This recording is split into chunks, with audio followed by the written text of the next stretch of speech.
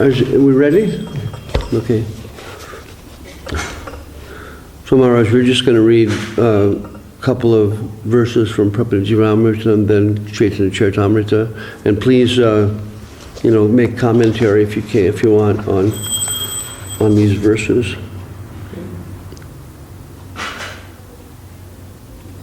Okay. So we just heard from Srimati Draupadi about she's drowning, hopelessly drowning in the ocean of material existence, and she's looking for that boat that comes by the protection of the Lord. So this is Prabhupada Jivanamritam, Chapter 5, Confidence in the Lord's Protection. Rakshishyati Visvasaha. Confidence in the Lord's Protection. We're on number 18 from Rupa Goswami. So Guru Maharaj's summary. The cause of the Lord's protectiveness is His mercy alone. Tad rakshakatve tat karunyam eva karanam. Okay. It's the only cause. The cause of the Lord's protectiveness is His mercy alone. So no other cause. For His karunyam, jai. So the mercy is the cause of His protection. So He has mercy. He loves all of us, and the mercy comes in the form of His protection. So Rupa Goswami says, O destroyer of sin, my heart is averse to a trace of devotion, and it burns in the fire of hopelessness when I hear about the incomparable, formidable devotional services rendered by the great predecessor devotees. But now that I have heard about the wave of your mercy, which floods the universe, the core of my heart, sprinkled by a drop of hope, is soothed with cooling relief once again. Sri Rupa Goswami. So again, it's this inconceivable vision of the great devotees. They know what the entanglement in the material world is. They feel it. They know it. Simultaneously, they've got a transcendental experience, and they're beyond. So they're teaching us what is that position, and also reaching down to us, or in the boat, in the ocean, coming to us to pull us out. These are the position of the great souls. And here he's telling us, he's feeling this, and this is what we should take from him by his grace, take into our hearts, that this hope that must be there, that he will help us. Even though we have no, actually it must be like that we have no hope, because that's our eternal, position. We're servants, and we have no substance to our existence except in his transcendental service. So simultaneously, emptiness in heart, hopelessness, and at the same time, hope, based on just the hearing from Srila Rupa Goswami, hearing from our beloved gurus, that this hope must be there. This protection will come by the higher grace, by higher mercy. It's caused in that way. Guru Maharaj summarizes and tells us the cause of protection is directly mercy. So Krishna is kind, Krishna is merciful, and the waves of this mercy flow down from the Krishna himself through Srila Rupa Goswami, then from Rupa Goswami down our line to Saraswati Thakur, Srila Guru Maharaj, Srila Prabhupada, and Srila Govinda Maharaj. I have that. I personally say that line, Maharaj, in that way. Is it all right? Go with it, huh? Okay. Thank you, Maharaj. Okay. So, Maharaj, what is your commentary?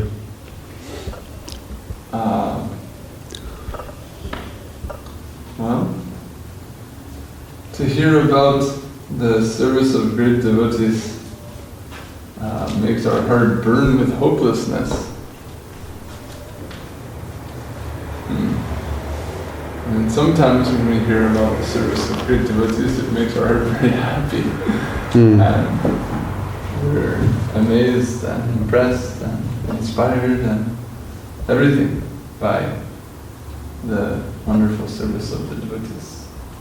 So here, if remembrance of that or hearing of that is a cause of pain, then that may be taken, I believe, to mean that one has such admiration, one cherishes and idealizes that great service of the great devotees so greatly that they feel great pain in being unable to render service of sufficient quality, or being unable to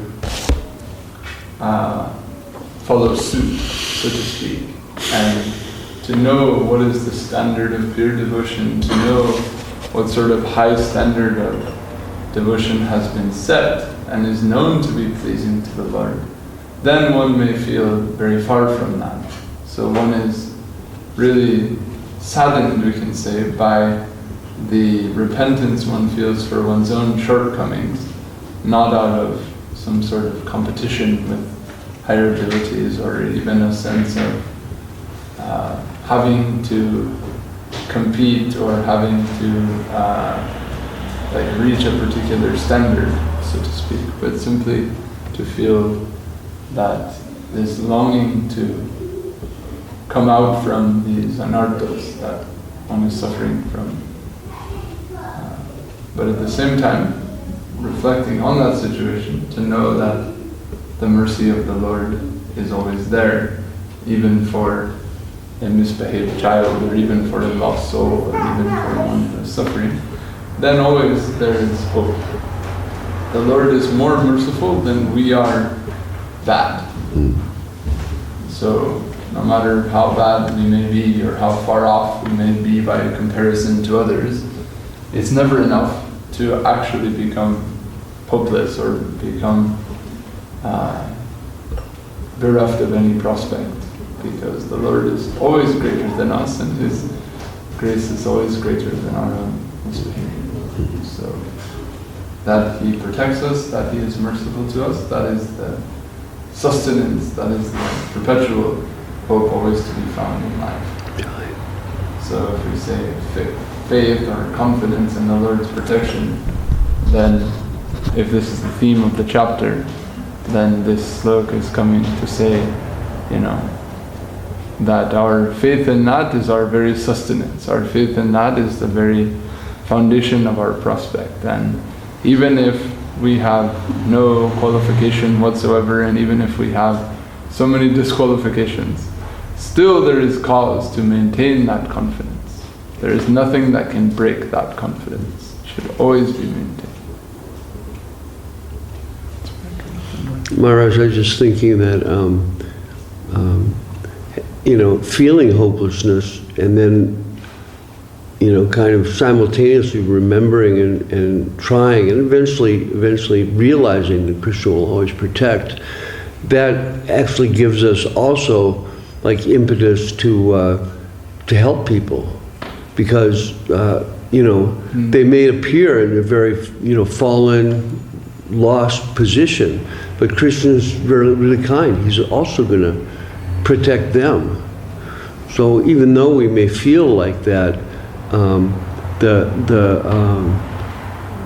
the response to that in relation to what Mahaprabhu and our gurus want us to do is the development of a sense of realization that that protection is going to be extended to everyone, right? So in spite of, our feeling disqualified or perceiving that the souls that we contact may be completely caught up in the material energy, still there's hope.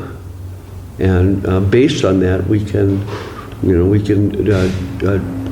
just be agents that we may have no capacity, but if Krishna wants, if our gurus want, then the souls can be helped just through our just trying, and then things come, automatically, as we all have seen in talking to new people. Suddenly, things come that we otherwise wouldn't, even think about.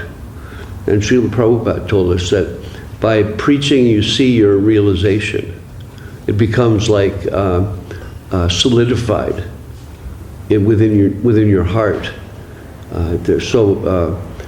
Preaching is like, when you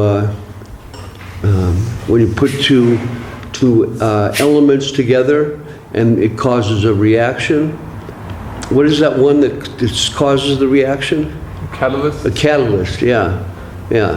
So there's a catalyst which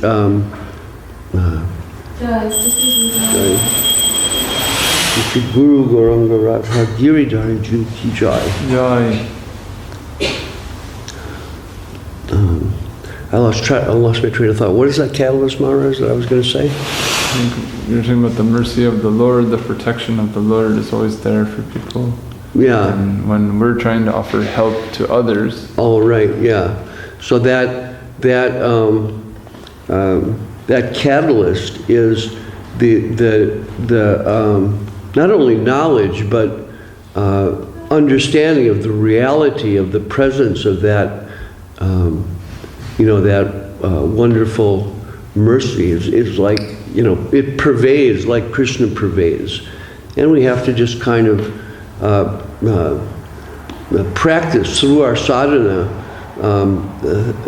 thinking about that and beginning to realize that by our contact with others, then this understanding will become more seated within our heart. It's kind of a side point, but anyway. Okay. I guess we'll do one more. This is number 19. Guru Maharaj's summary.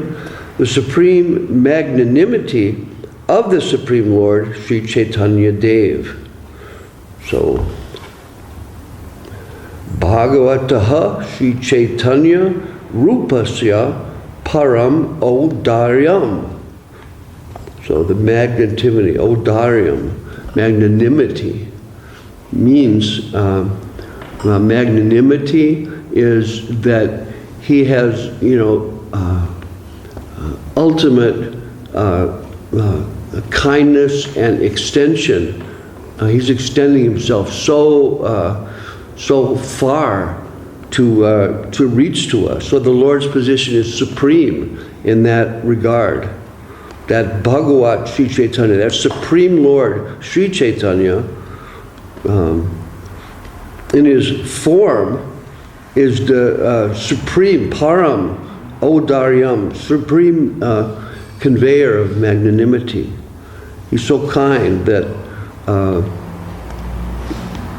these things descend, and we'll read from Prabodhananda Saraswati his sloka, which talks about that. So, alas, alas, how will the charming, wish-fulfilling creeper of pure devotion ever sprout from the desperately barren plains of my consciousness? Despite my predicament, just one great hope awakens in my heart.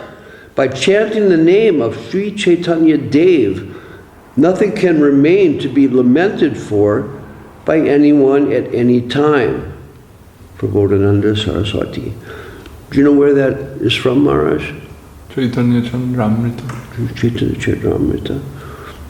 How long is that work? 140 something, I think. Slokas? approximately 100 and something, 140 perhaps. So it's not that extensive. Right, yeah, okay. Chaitanya-charitamrita. Okay. So, Prabodhananda Saraswati is, again, showing this, expressing his condition that, we want this creeper of devotion to grow and develop in our heart. But, we just are so caught up in the material world that we think that it's not possible for this creeper to grow. The devotee, thinks like that because, like Prabodhananda Saraswati, Rupa Goswami, they, by their developed consciousness, they perceive the suffering and the degree of suffering. They can see like everything. We've seen that in the great Paramahamsas we've had a chance to come in contact with. They can see, like by looking at our face, they know, and looking into our eyes, they know and they can see and they can feel, exactly that degree of entanglement and the degree of dedication simultaneously. They see and know our suffering. So, as the Lord Chaitanya Mahaprabhu has got this great magnanimity, it descends through our gurus and comes directly to us by higher grace. And so the guru is the tangible manifestation of this supreme magnanimity and the supreme hope, as Prabodhananda Saraswati says. Chanting the name of Sri Chaitanya Dev, like Nityananda Prabhu preached. Take the name of Sri Chaitanya. He didn't even go for the name of Krishna. Take the name of Sri Chaitanya, and nothing can remain to be lamented by anyone at any time. So lamentation means, the feeling of, even the feeling of insufficiency, perhaps, or lamentation. That's a spiritual sense. In a material sense, lamentation means the feeling of inability to obtain the sense gratification that the ego desires. So then one laments. It's material lamentation.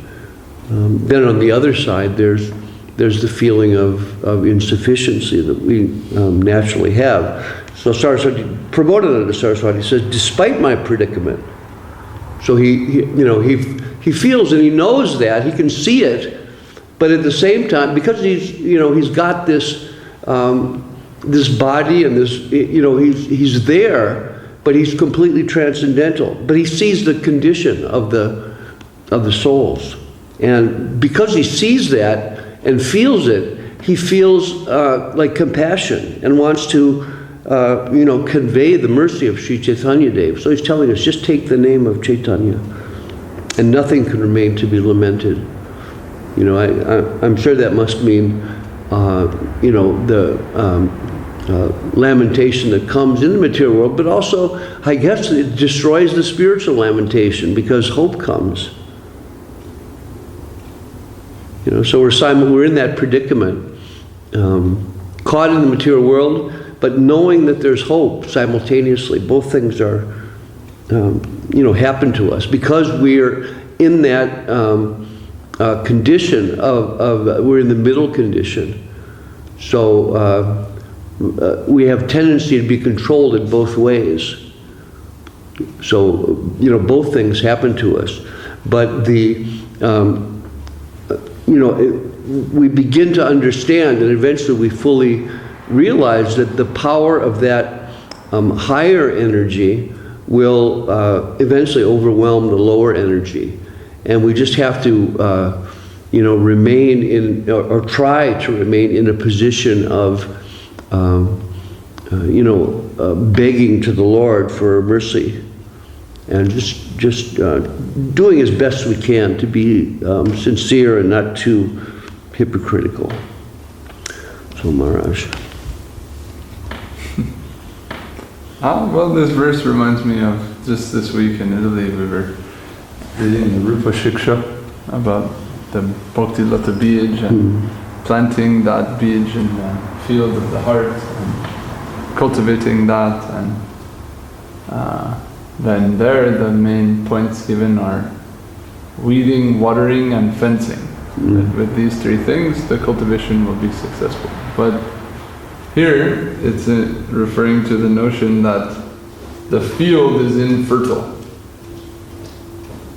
How will this Bhakti-lata sprout in the barren plain of my heart? So if we extend the analogy combining these things, then someone may say, okay, even if I water, even if I weed, even if I fence, if there's no nutrients in my soil, then how is this plant going to grow? And here the answer comes to that question. It may feel like if here the word chitta is being used, so chitta usually means the aggregate of the subtle body. So there contains so many samskaras, so many vasanas, so much material conditioning. So there may not be any, my material conditioning is not fertile ground for the growth of devotion. So you may say, how is this going to grow here where there's nothing suitable to assist it to grow? But then the answer comes that the Lord is so merciful, His magnanimity is so great, that even without suitable soil, this seed will grow. In other words, His mercy is such that it can bring with it all that is required for it to develop. So there's a line, I can't remember it. I always remember one line that I liked very much when I first read it.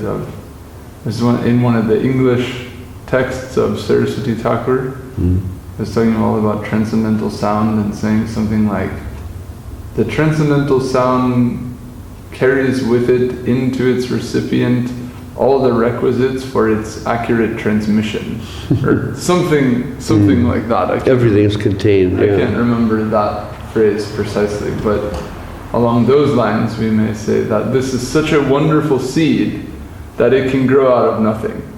It can grow out of even infertile soil. And then you may say, well then how is that? You can say, because this seed is given by a magic gardener. It's not an ordinary seed, so we can break the analogy in that sense. And so it's a magic seed. It's a seed that's given by Gurudev. It's a seed that's given by Mahaprabhu. And therefore it's such a wonderful thing. It grows even without much fertility in the soil. We have an expert friend who's come to do the right thing in the garden. He knows better than us. Sorry. Well, we're the gardener in the analogy, and we have to supply those things, but it's such a wonderful seed that just by giving it water and not letting anything disrupt it, it'll grow. It doesn't require things of this lower nature in order to sprout. It just requires these elements. So then, thus, however conditioned we may be, however infertile our field may be, we need not be concerned about that. So this last line is very sublime, right? For one who chants the name of Chaitanya, there is nothing to be lamented at any time.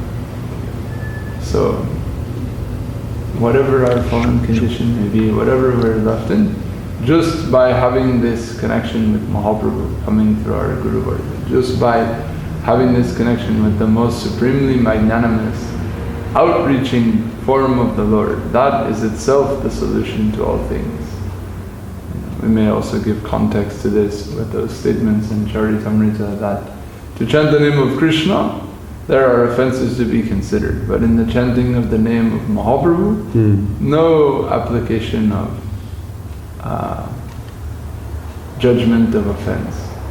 Aparad bichar tunai, as we sing in that song. So because of that, even if we are offensive, it's still ultimately not going to be lost as a result, because the Lord here, He's coming specifically to rectify those who are offensive, not to inflict only standard remedial corrective measures upon them. So His merciful disposition, His great magnanimity, that is the perpetual cause of hope and you may say happiness in life. Okay.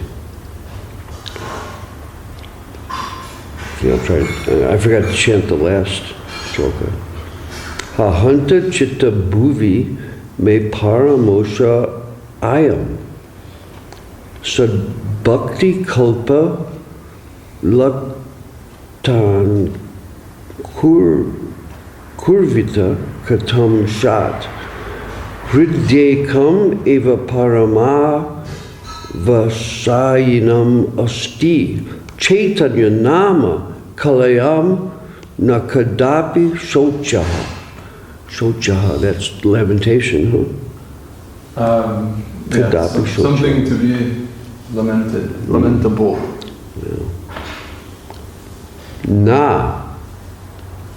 Kalapi, what is kalapi? Kadapi? Oh, kalapi, any time, right. No, kala.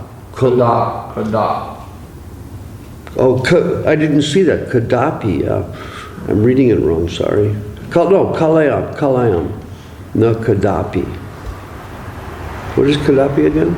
Kada means when. Oh, okay. Kadapi means whenever. Okay. So there is no thing to be lamented. Whenever means at any time or on any instance. Okay. And then kalayan? Kalayan means to perform something. Okay, so that's not chant. time, okay. It means to chant the name of Chaitanya. Chaitanya nama kalayan nakadapi shokchaha. Sri Prabodhananda Saraswati. Again, Chaitanya-charitamrta. Is it Maharaj? Yes. Yes, okay. Okay. What is predicament? Which one is that? Despite my predicament?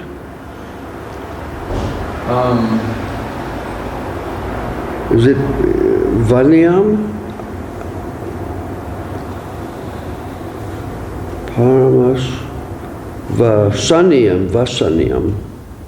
I don't see predicament anywhere. Mm-hmm. Where is that? Despite my predicament, just one great hope awakens in my heart. I don't see that in... So how has it been drawn out? I think he's just...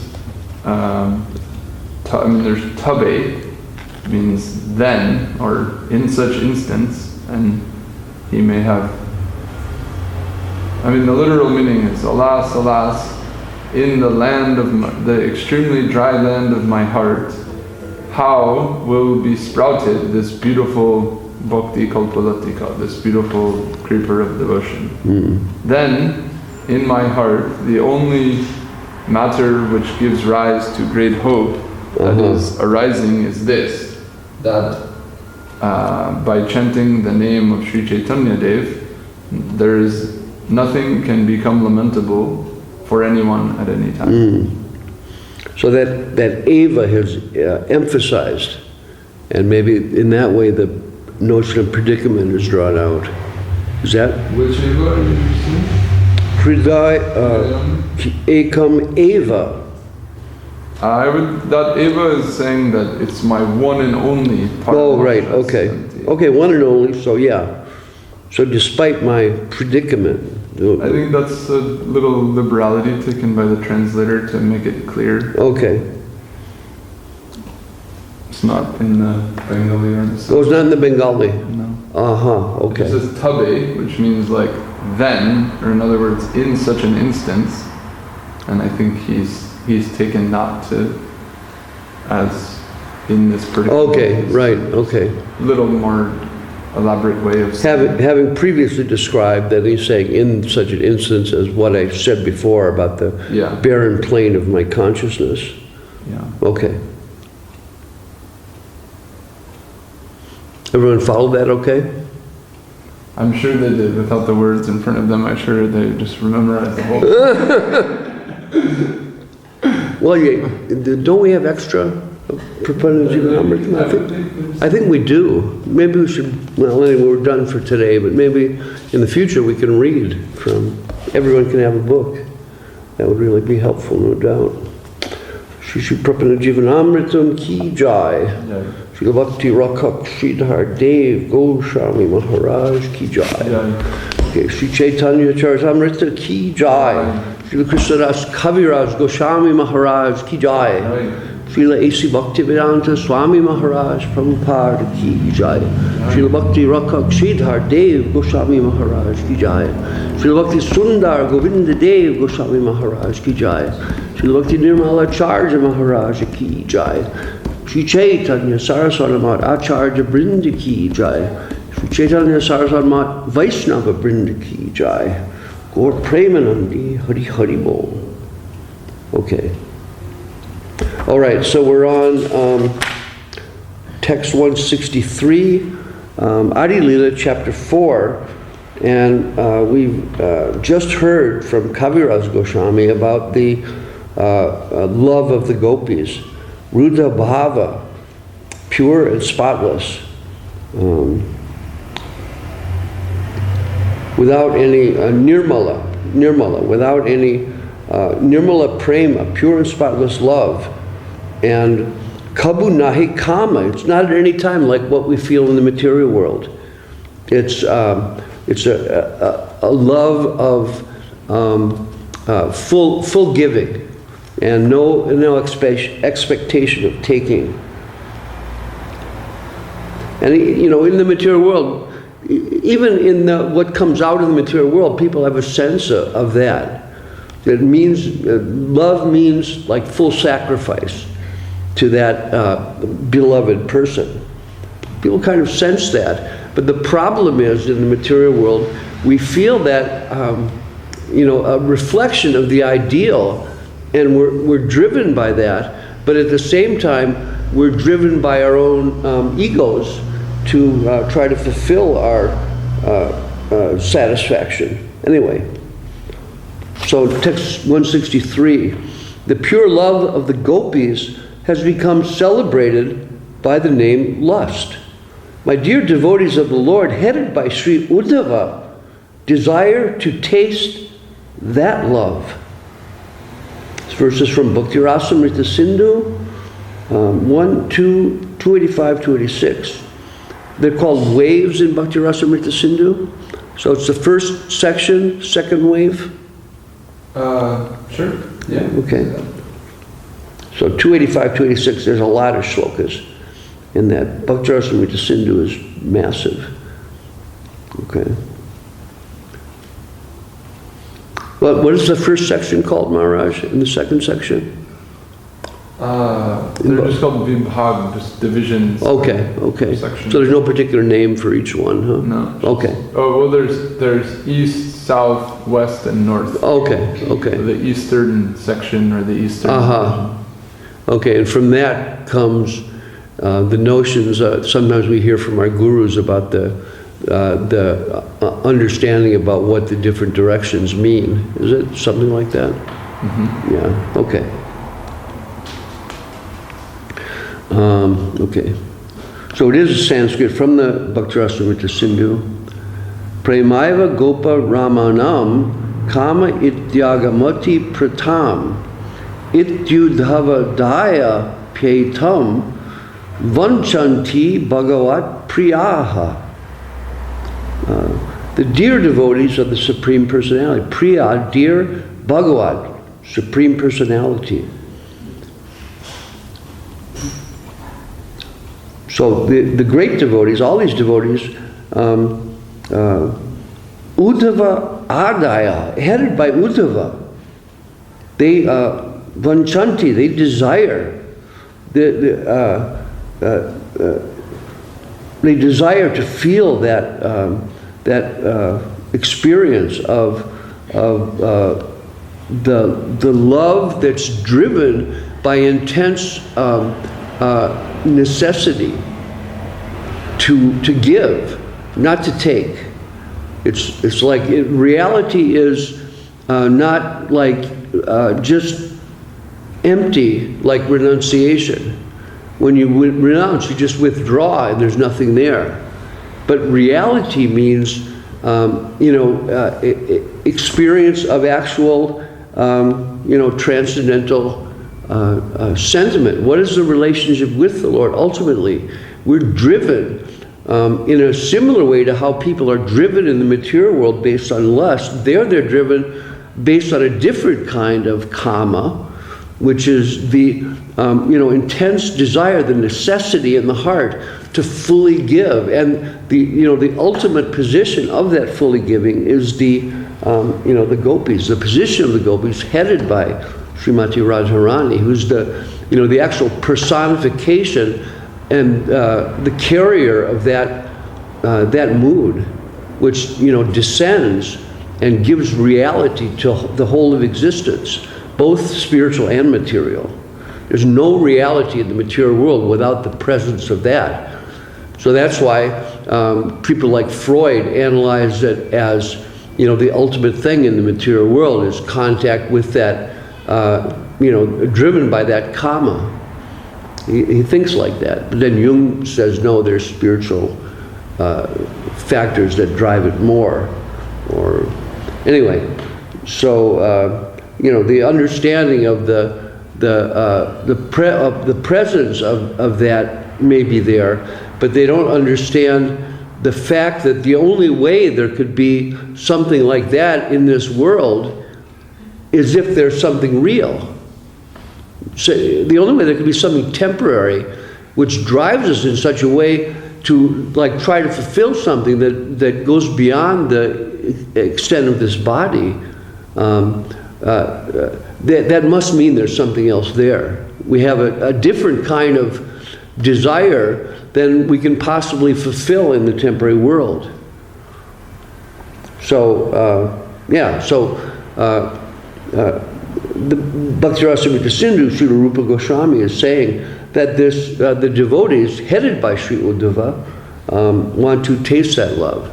And this is referring to what's described of Uddhava and Uddhava speaking in the Bhagavatam, right, Maharaj? In the 10th canto, huh? It's not 11th, it's 10th. Or both? There are places of Uddhava in both. Both, okay. Okay. So, is there any other particular reason why they're mentioning Rupa Goswami mentions Uddhava here? I would say because he's the highest devotee outside of Vrindavan. So his position is and he's praised highly by the Lord in the Bhagavad. So if he's saying that, then it goes without saying that all other devotees are included there. So he's like the head representative of all the devotees outside of Vrindavan. Something like that. I mean, like in terms of theory, he is. I mean, maybe in the Lila, not everyone sees him like that, but most do. And he also went to Vrindavan and personally was amazed by the people of Vrindavan and especially the gopis, and made these expressions in Bhagavatam, praying to be blessed by the gopis. And so it's also directly pointing at those statements in Bhagavatam where he worships the gopis.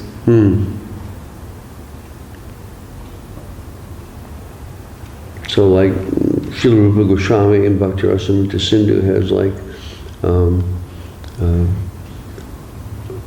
I don't know how I'm trying to say, taken the sense of Sri Uddhava's position and planted it into this description of the gopis' feelings of kama, and that it's the desire of the devotees to have a feeling of what that is, that spiritual kama, that desire to fully give. Uddhava is desiring that. Okay, so next verse, 164. Lust and love have different characteristics, just as iron and gold have different natures.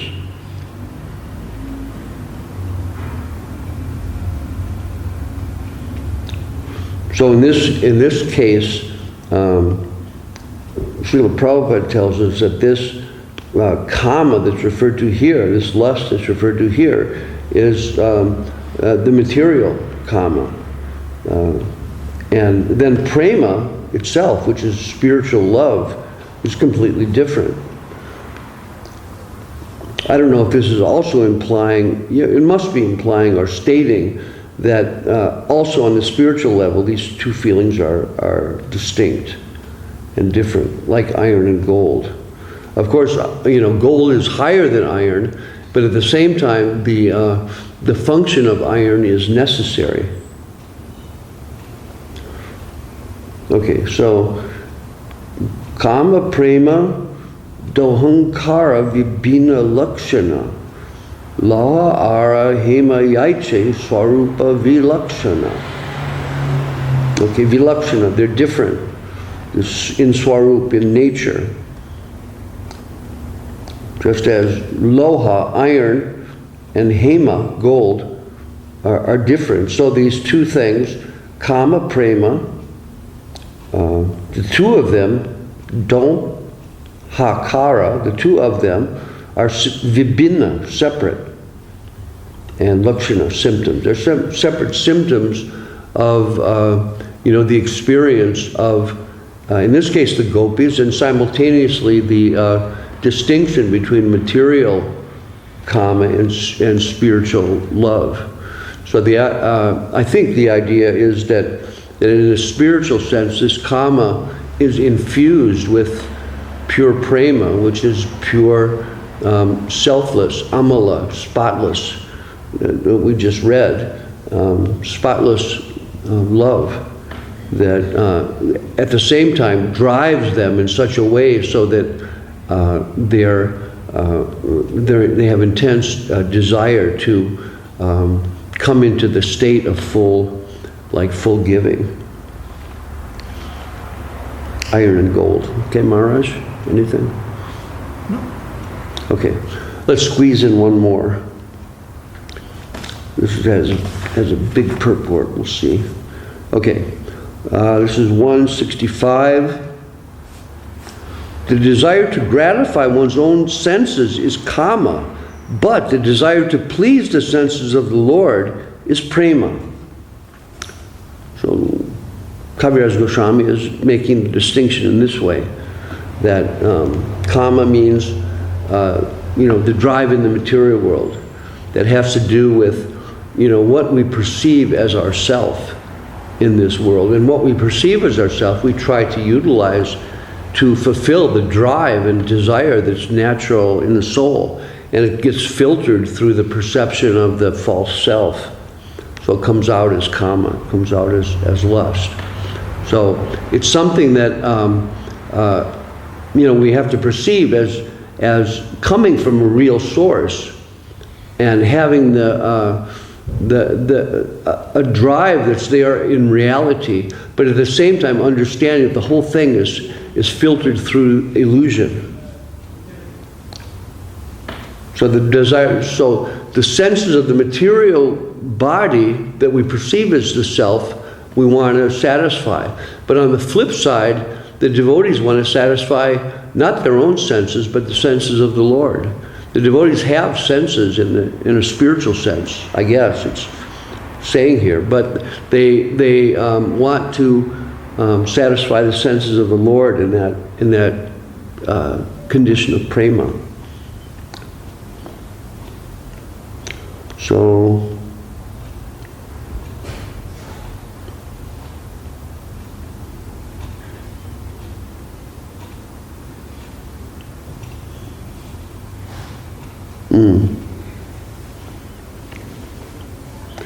So Prabhupada quotes a shloka which translated is, if there is ample reason for the dissolution of conjugal relationship, and yet such a dissolution does not take place, such a relationship of intimate love is called pure. Sa prema parikirtitaha.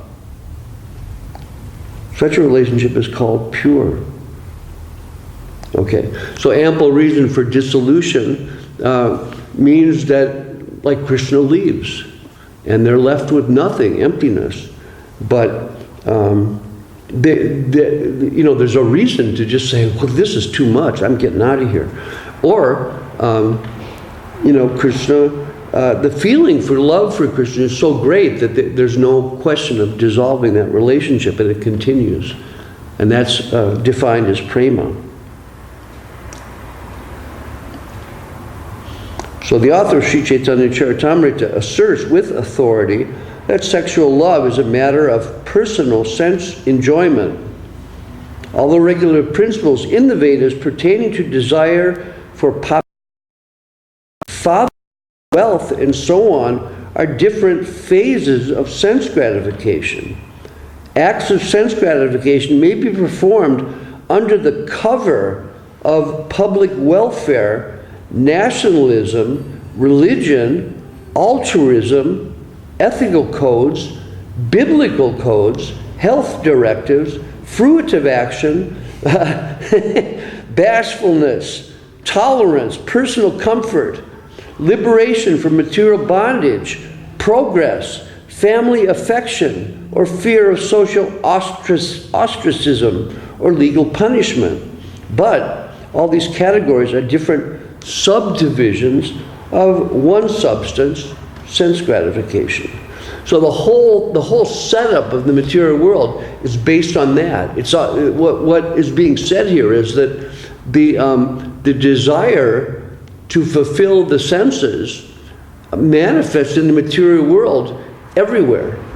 They build structures of nation based on the personal drive, and it's like a collective decision that the best way to fulfill the personal drives for sense gratification is by making a particular nation, or making a particular community, or even making a particular family. The whole thing, the whole setup is based on sense gratification. And Srila Prabhupada lists everything. Even religion, this Koitava Dharma. Religion is generally, we see in this world, based on a relationship with the Lord that has not to do with full giving, but it has to do with some business deal. I'll come on Sunday and pray to you, but you give me, at the least bread. But generally they're praying for, happiness in the world, or a feeling of peace in the world, or success in the world, or something like that. This is Koitava Dharma, but we know what real Dharma is. Sanatana Dharma is, full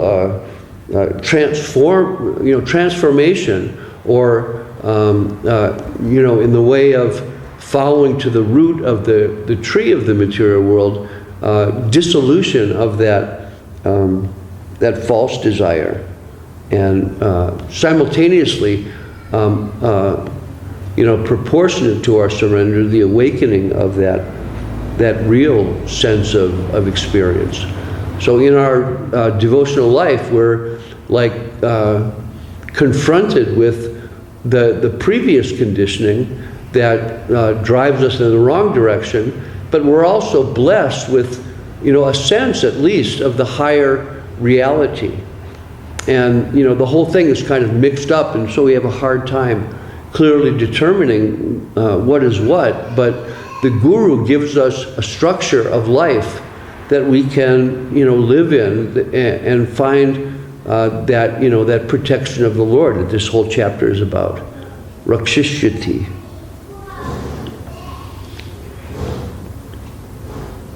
Okay, so the whole thing, fatherhood, popularity, wealth, everything.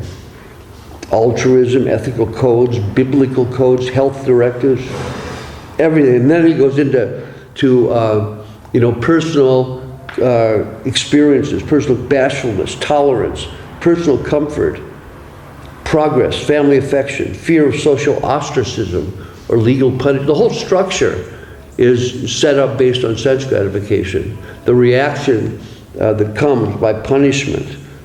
That also is, it's all based on a collective structure which is there to bring about sense gratification for the people who are in that collective. That's the basis. And within most structures in the world, there's some facility for development of acknowledgement at least of a higher power, but generally that has to do with, like I said, the business transaction.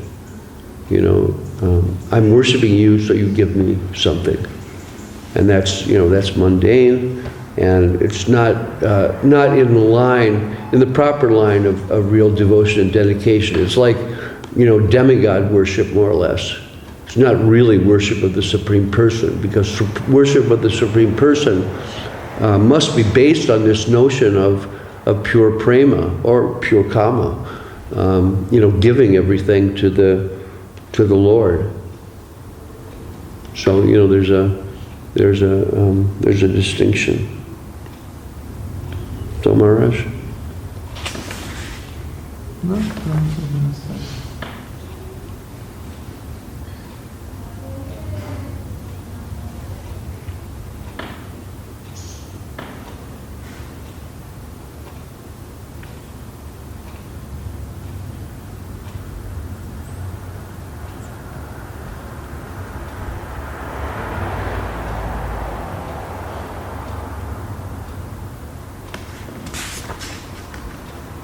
Just go on, huh? Well, I guess we're done. Okay, anyway, this is the future, tomorrow. The object of lust is the enjoyment of one's own senses, but love caters to the enjoyment of Lord Krishna, and thus is very powerful. Aha! So we're going to get indication of the means through which we can overcome this, this trap that we're caught in. Krishna descends in the form of Sri Guru, and Sri Guru, bestows that protection and mercy that comes from Krishna. In spite of our terrible condition, we're completely controlled by the material energy, actually, and in that way we have little hope. But at the same time, our Guru has come to give the hope and the protection of Krishna, and gradually we begin to feel that that's really happening.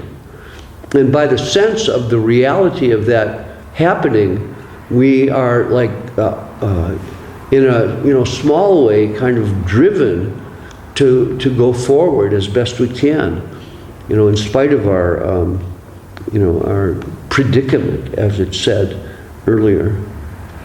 Okay. Sri Chaitanya-charitamrta ki jai. Sri Krishnadas Kaviraj Goswami